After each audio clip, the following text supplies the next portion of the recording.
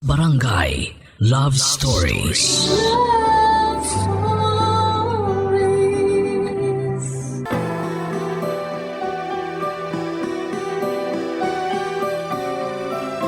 Karamihan sa atin, akala natin ay planado na natin ang ating hinaharap.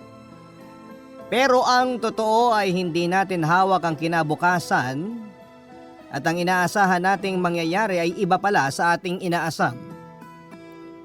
Ikaw kabarangay, nasubukan mo na bang ma-fall sa taong hindi mo inaakalang iibigin mo ng tunay?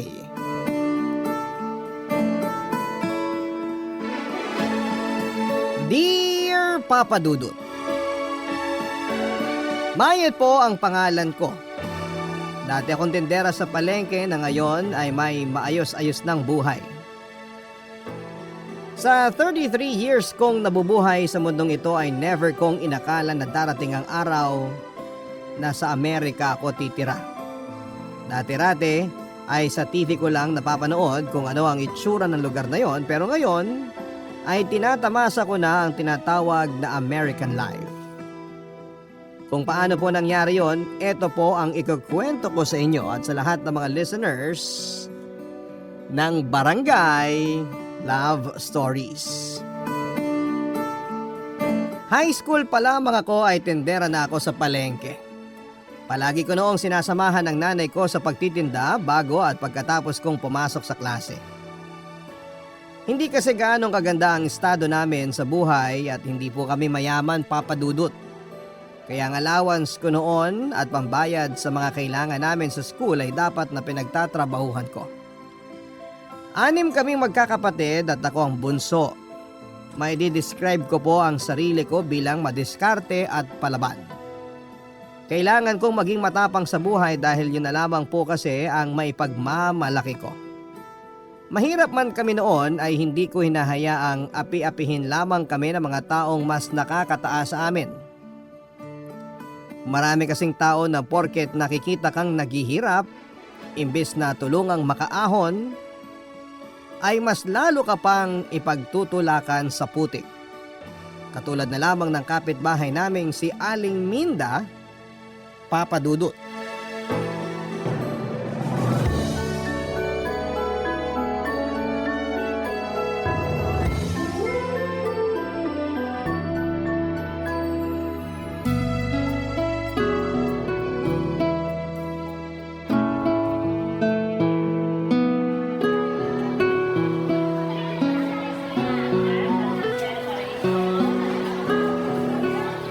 Ate, bili na po kayo ng bangus, oh.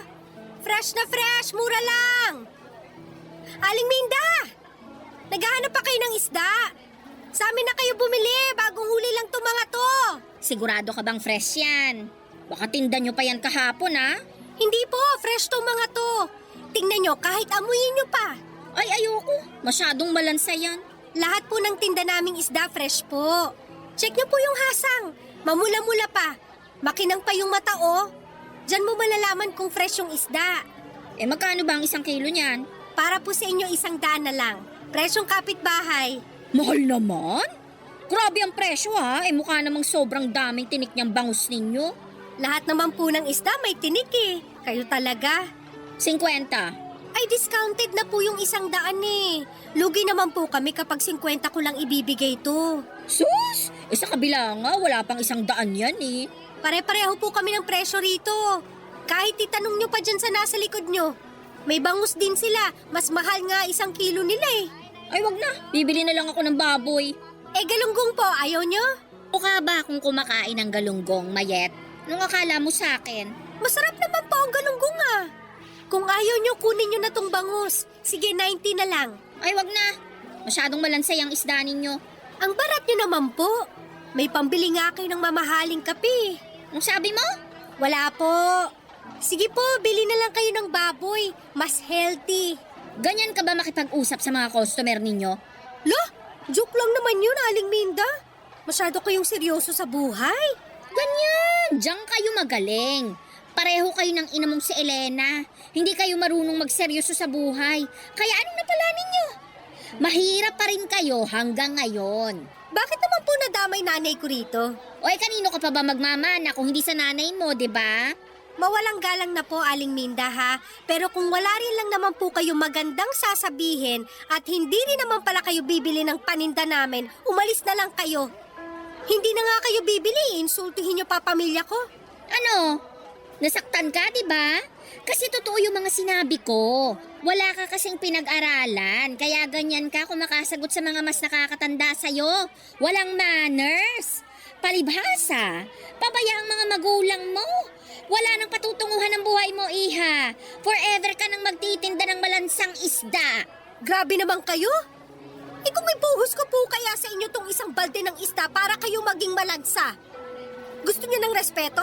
Nek-nek nyo. Ang respeto, ibinibigay sa mga taong karespe-respeto. Hindi kayo yon. Aba, talagang lumalabang ka pambata ka, ha? Nasaan na bang nanay mo? Sabihin mo, bayaran niya yung inutang niya sa akin. Kayo magsabi. Ininsulto niyo na nga ako tapos uutusan niyo pa ako ngayon. Tayong kapitbahay lang, ha? Ate, bangus po! Fresh na fresh! Mura lang ho! Itong paninda namin para lang to sa mga taong afford bumili at hindi buraot. Sige na po ate, bibigyan ko kayo ng discount. Bastos! Nakakausap pa kita eh. Baka alis na nga rito. Panira ng araw. Papa Dudu, totoo naman talaga ang ilan sa mga sinabi ni Aling Minda. Ayaw ko mang aminin pero may katotohanan na mga sinabi niya. Mahirap lamang kami at lubog sa utang at wala rin akong tinapos dahil maaga akong tumigil sa pag-aaral. Pagkatapos ng high school ay mas pinili ko na lamang na magtrabaho. Hindi rin naman kasi ako matalino at lagi akong huli sa klase noon.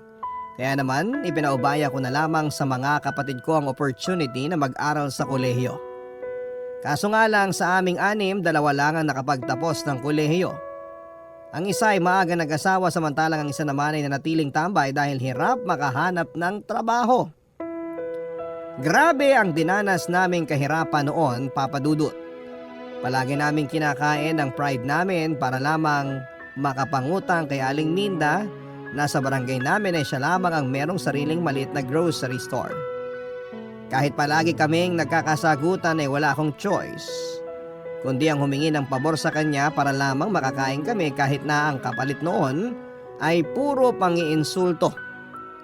Buong buhay ko araw-araw na pinapaalala sa amin ni Aling Minda kung gaano kami kahirap. Unang na nga lang ay ipatarpaulin pa niya ang listahan ng utang namin sa kanya. Sa kabila ng lahat ng yon ay never akong nawalan ng pag-asa, Papa Dudut. Sa katunayan, mas nagkaroon pa ako ng motivation para mangarap ng mas matayog.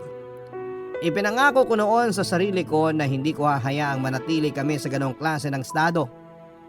Ipinangako ko na balang araw ay yayaman din ako at idadamay ko rito ang buo kong pamilya.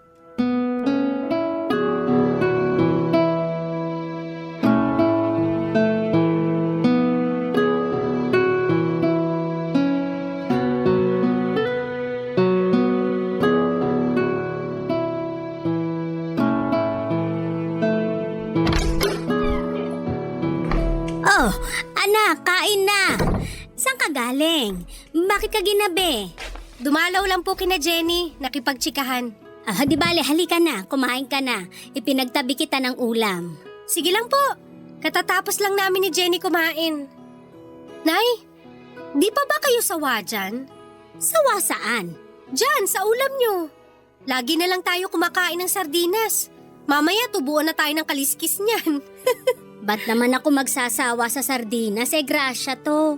Dapat nga magpasalamat pa tayo kasi may kinakain tayong ulam. Pero hindi ba kayo nag-asam na kumain ng mas masarap na pagkain?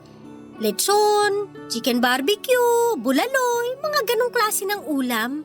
Siyempre gusto ko rin namang makatikim ng mga binanggit mo. Kaso nga lang, wala naman tayong pambili ng ganyang kamahal na pagkain eh.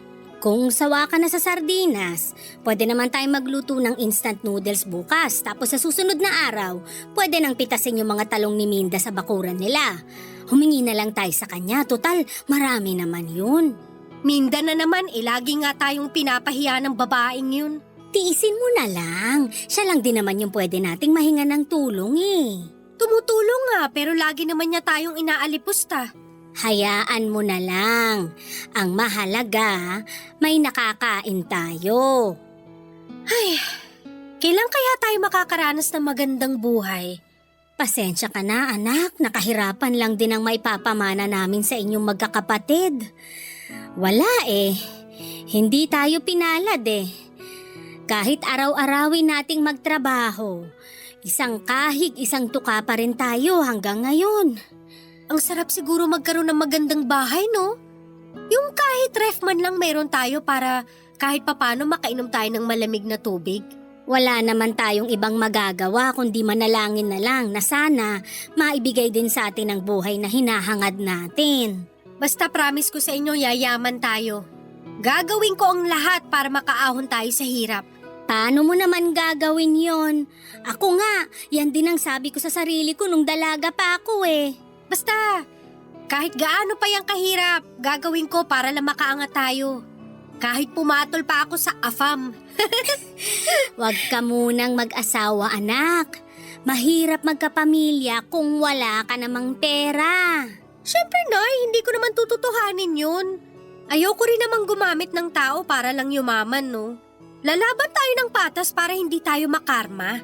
Tama yan. Basta patutunayan ko sa Aling Minda na yan na mali yung sinasabi niyang walang patutunguhan ng buhay ko. Balang araw, ipapamukha ko sa kanya ang mararating ko. Kapag ako talaga yumaman, magpapatayo ako ng malaking bahay sa harap nila para araw-araw niyang maaalala kung paano niya tayo maltratuhin. Paano ibibigay sa'yo ng Diyos ang kahilingan mo kung ganyan ang nasa utak mo? Mayet, mangarap ka para sa sarili mo, hindi yung nangangarap ka lang para makabawi sa mga tao. Nakakainis kasi yung kapitbahay nating yun. Lagi na lang ipinapamukha sa atin kung gaano tayo kahirap. Eh, totoo naman kasi eh. Nay naman! Saka na lang tayo magmalaki kapag meron na tayong may pagmamalaki. Sa ngayon, magtiis muna tayo dito sa sardinas. Papadudot biro lang naman ang sinabi ko kay nanay na kakapit ako sa AFAM o foreigner para lamang yumaman. Isa pa ay malabong mangyari yon dahil moreno ang tipo ko sa mga lalaki. Kailanman ay hindi ako nangarap na makapag-asawa ng Amerikano dahil gusto ko pa rin magkaroon ng asawang Pinoy. Yun nga lang, kahit 30 anyos na ako noon, ay wala pa rin akong planong magkapamilya. Alam ko kasi kung gaano kahirap ang bumuo ng pamilya dahil nakita ko na ito sa mga kapatid ko na hanggang noon ay hikahos pa rin dahil maagang nagsipag-asawa tapos anak pa ng anak. Ito ang dahilan kung bakit ako hiniwalayan ng dati kong boyfriend. Gusto na niya noong magpakasal at magkaroon ng anak pero hindi ako pumayag. Hindi pa ako ready noon, Papadudot, dahil hindi ko pa nakakamit ang pangarap kong yumaman. Hindi naman ako mapapakain ng pagmamahalang. Kaya ang ending ay naghiwalay kaming dalawa. Papadudot, noon ko lang napatunayan na kahit planuhin pa natin ang future natin, kung hindi ito para sa atin ay hindi natin ito makukuha. Dumating ang araw na lahat ng mga sinabi ko sa sarili ko ay kinain ko din pala. Isang AFAM ang biglang dumating sa buhay ko. Barangay Love Stories. Barangay Love Stories. 3 years ago ay nagbakasyon sa lugar namin ang kababata at kaibigan kong si Rick, Papadudut. Nakatira na siya ngayon sa California at isa ng American citizen kasama ang buo nitong pamilya. Dati kong classmate sa high school si Rick, Papadudut, at isa siya sa mga naging manliligaw ko. Kaso nga lang ay hindi ko siya nagustuhan dahil hindi tugma ang personality naming dalawa. Sa kabila nito ay naging matalik na magkaibigan pa rin naman kaming dalawa at pagkatapos naming makagraduate ay nag-migrate na sila sa California at doon na nagstay for good. Noong muli silang bumisita sa Pilipinas ay dinala ni Rick ang kaibigan niyang Amerikano na si Johnson. Hindi ko noon inakala na si Johnson na pala ang magpapabago sa buhay ko, Papadudut. Una ko siyang nakilala noong maimbita ako sa party nila Rick sa kanilang bahay. Dahil pareho kaming wala pang asawa ay kaming dalawa ni Johnson ang naging tampulan ng tukso. Sinakyan ko lamang ang trip nila Papa Dudut. Ang hindi ko alam noong mga oras na yon ay totoo na pala ang mga biruan nila. Totoo na pala na si Johnson ay nagustuhan ang isang katulad ko.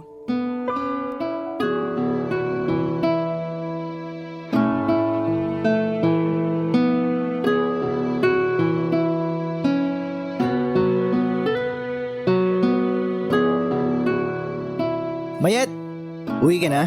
Oo, sana eh. Gabi na rin kasi. Hindi naman ako makapagpaalam sa'yo kanina kasi ang dami mong bisita. Huwag ka muna umuwi, ngayon na nga lang tayo uli nagkita eh. Pwede pa naman tayo magkita bukas o sa susunod na araw. Hanggang kailan ba kayo magbabakasyon? Mga 1 buwan siguro. Matagal-tagal din pala. Dito ka muna, kwentuhan tayo.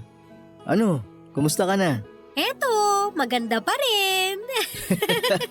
Wala ka pa rin talagang pinagbago ah. Confident ka pa rin. Siyempre, yun ang nga lang ambag ko eh. Pero totoo naman, maganda ka pa rin naman hanggang ngayon. Kung di nga lang ako taken, baka niligawan kita ulit eh. Hoy, magtigil ka nga. May asawa ka na't lahat ganyan pa rin mga galawan mo. Tsaka isa pa, kahit noon at ngayon, hindi pa rin magbabago tingin ko sa'yo. Bakit? Ano ba tingin mo sa akin? Kaibigan lang. Oh, consistent ah. Ano ba kasing hanap mo sa isang lalaki? Bakit hanggang ngayon wala ka pa ring asawa? Hindi naman kasi ako naghahanap pa sa ngayon. Bakit naman? Wala ka bang mahanap? Hindi nga naghahanap eh. Ayoko muna mag-asawa. Tsaka na kapag mayaman na ako. Baka may alam kang trabaho sa California. I-refer mo naman ako dun oh. Nako, kung alam mo lang, mahirap lang din buhay namin dun. Kumpara naman dito. Mahirap kayo dun kasi mayaman yung bansa nyo pero kung nandito ka sa Pinas, mayaman na ang turing sa mga tulad mo. Sige na, kunin mo ako sa California. Sira ulo. Kay Johnson ka magpatulong. Mas mayaman yun kaysa sa akin. Saan mo ba napulot yung kaibigan mong yun? Dormmate ko siya nung college. Mabait yun. Siya na lang kaya gawin mong boyfriend. Pinagsasasabi nito. Batukan kita dyan eh. Ayoko nga muna mag-love life na yan. Trabaho ibigay mo sa akin, hindi jowa. Kapag si Johnson ang inasawa mo, di mo na kailangan magtrabaho. Ipili talaga. Ano bang trabaho ni Johnson? Editor yan, kaya matalino at creative. May sarili siyang company. Maliit lang pero marami naman parokyano. Alam mo yung mga nag-i-edit ng video at pictures sa mga kasal? Ganon, yun yung business niya. Pwede ba mag-apply sa kanya? Mag-apply ka na lang bilang girlfriend. Sure ako tatanggapin ka niya. Isa pa talaga ha. Joke lang, ito naman. Namiss lang kitang asarin. Pero ito may sasabihin ako sa'yong sikreto. Ano? Type ka ni Johnson. Di nga. Oo nga. Tingnan mo mamaya, magme-message sa'yo yan sa Facebook. Ano ba yan? Bakit? Di mo ba siya type? Ayoko sa foreigner. Gusto ko purong Pinoy pa rin. Siyempre, makabayan tayo. Try mo lang. Mabait na tao yan si Johnson. Only child yan, kaya pinalaki na maayos ng mga magulang niya. Ewan ko sa'yo, Rick. Sige na, uuwi na ako. Bukas na lang tayo magkita. May lakad kami bukas, ipapasyal namin si Johnson. Sama ka? Sige, basta libre mo. Oh sure, walang problema. Ako bahala. Mas matanda ng 7 years si Johnson kesa sa akin, Papa Dudut. Matangkad siya, medyo malaki ang katawan at halatang may kaya dahil hindi sanay sa hirap ng buhay sa Pilipinas. Sa kabila nito ay totoo ngang mabait siya, pusong mamun siya pagdating sa mga hayop at mga matatanda. Hindi rin siya madamot kahit na halos buong barangay na namin ang nagpapalibre sa kanya. Open siya na kilalanin ang kultura ng Pilipinas at yun naman talaga ang nakakabilib sa kanya. Sa halos 1 buwan nilang pananatili sa Pinas, ay isa ako sa mga palaging nakakasama ni Johnson. Parang ako na ang nagsisilbing tour guide nila Rick at Johnson habang namamasyal sila sa iba't ibang parte ng bansa. Noon ay hindi ako open sa pagkakaroon ng foreigner na boyfriend dahil tingin ko sa kanila ay masyado silang high maintenance at baka hindi ko maabot ang standard nila. Pero hindi nagtagal noong mas nakilala ko pa si Johnson ng malalim ay parang nagbukas ang puso ko para sa mga dayuhang tulad nila. Sobrang cute kasi nilang tingnan habang pilit nilang sinusubukang makibagay sa kultura natin. Papadudot maikling panahon ay nakaramdam na rin ako ng pagtingin kay Johnson. Hindi ko nagustuhan ang itsura niya o dahil mayaban siya. Nagustuhan ko siya dahil busilak ang kanyang puso. Masyado siyang caring at gentleman at eto ang dahilan kung bakit niya nabihag ang damdamin ko.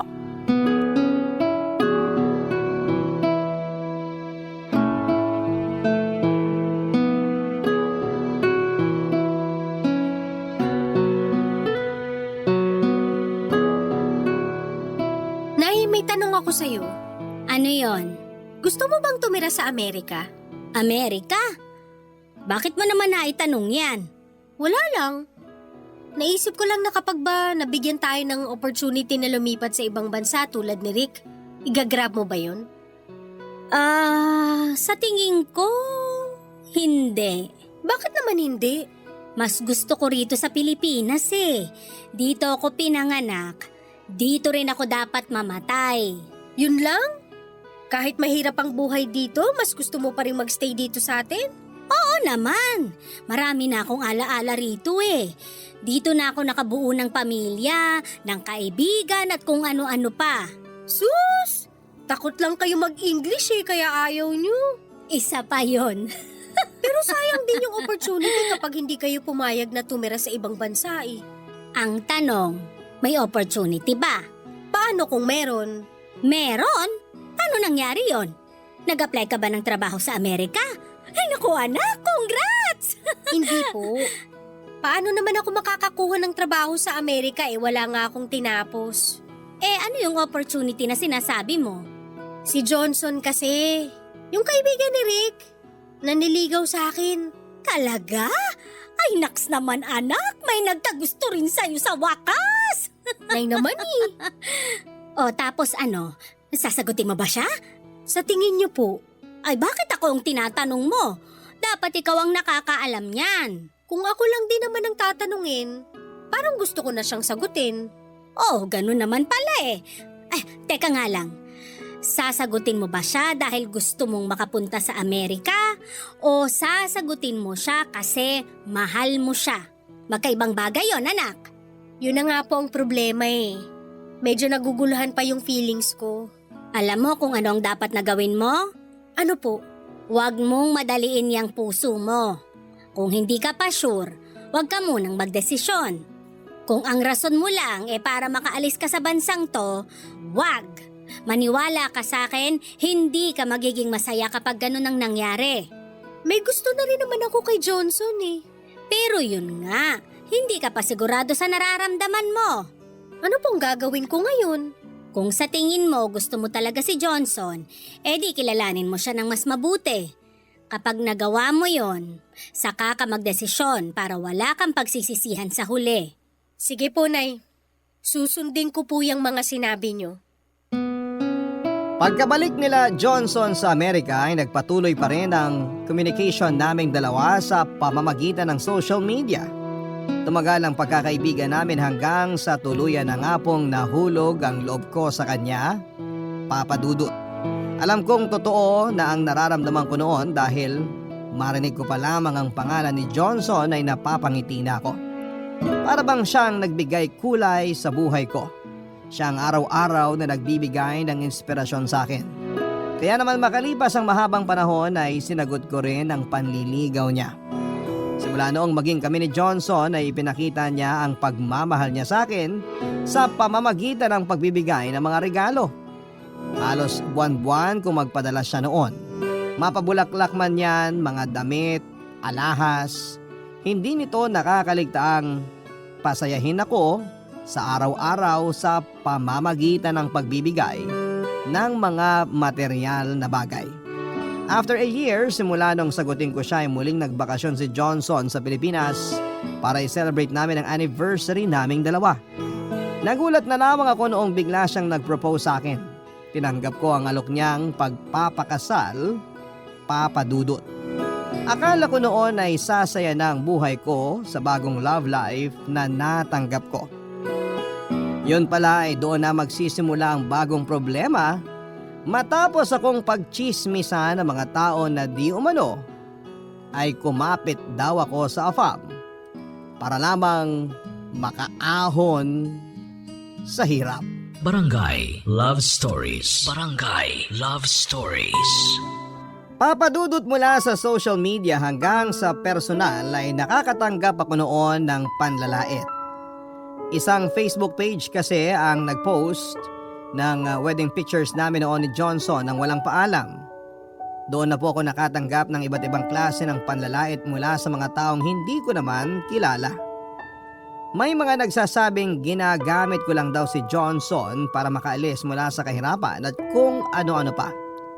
Marami rin ang pinagtatawanan ng itsura ni Johnson dahil imposible raw na magkagusto ako sa tulad niya na bukod sa malaki na nga ang katawan ay hindi rin kagwapuhan. Pera lang daw ang habol ko sa kanya. Siyempre ay nasaktan ako sa mga pambabash sa amin. Mabuti na lang at hindi ito sineryoso ni Johnson kaya kahit papaano ay nakakuha ako sa kanya ng lakas ng loob para huwag na ring pansinin ang mga hindi magagandang comments sa amin. Ganun pa man ay hindi ko na natiis noon ang pangmamaliit sa amin ng ibang tao lalo na ang mga kakilala ko pa man din. Nangunguna na doon ang kapitbahay naming si Aling Minda. Hindi na ako nakapagtimpi noong pati ang nanay ko ay dinamay na niya sa paninira niya sa amin.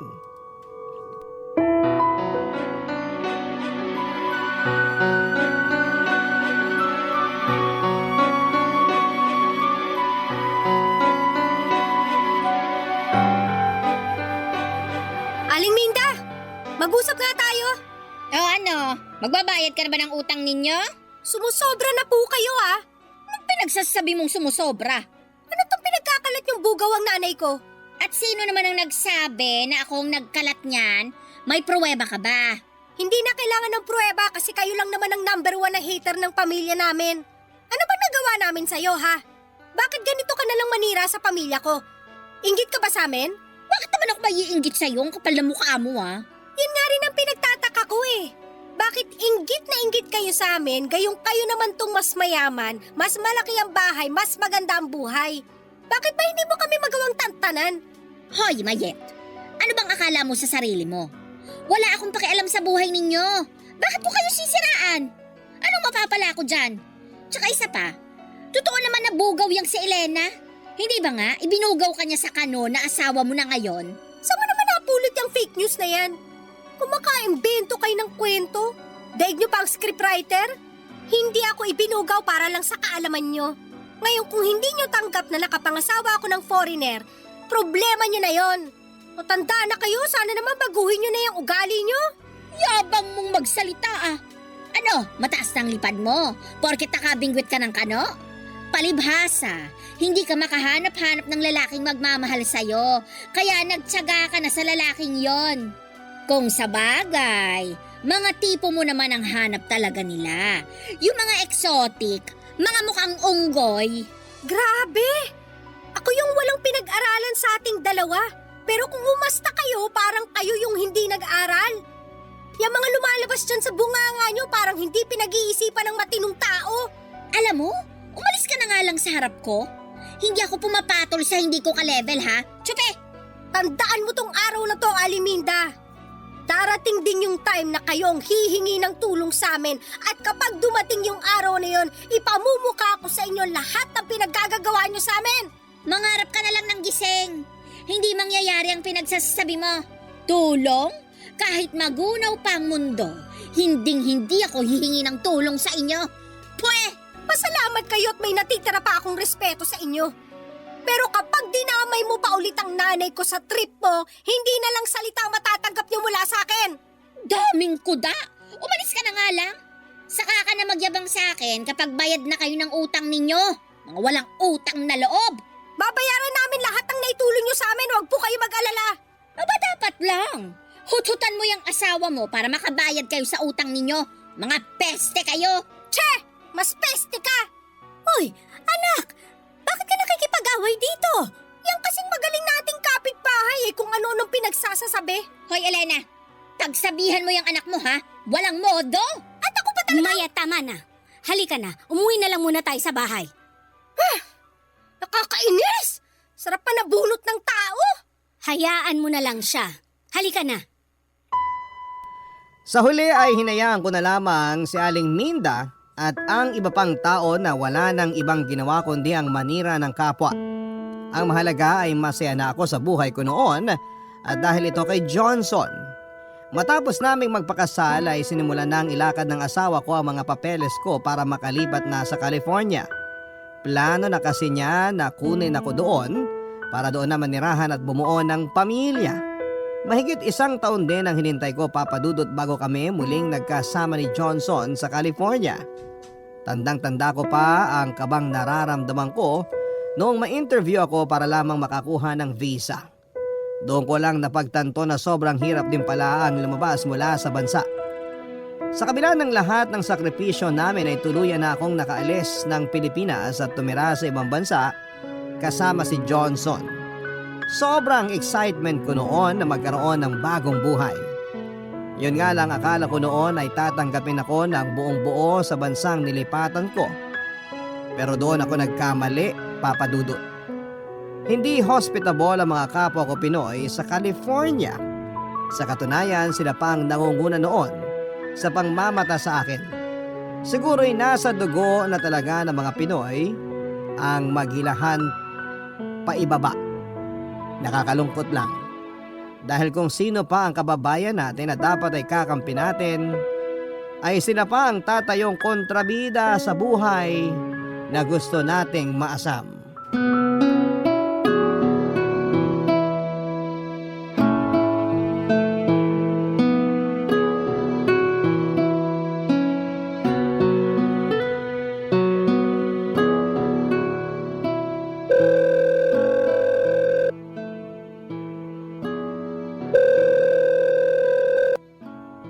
Hello, anak. Hello, Nay! Pasensya na, ngayon lang ako nakatawag sa inyo. Naging busy kami ni Johnson sa pag-aayos ng gamit sa bahay eh. Okay lang. Ano, kamusta kayo dyan? Eto, sobrang lamig dito sa Amerika. Grabe, para kami nakatira sa loob ng freezer. Kung dyan sa Pinas, aircon ang kailangan, dito naman heater ang ginagamit. Nakakita ka na ba ng snow? Oo, Nay! Ang ganda kaya ng buhay dito. Kaya dapat maghanda-handa ka na, Nay, ha?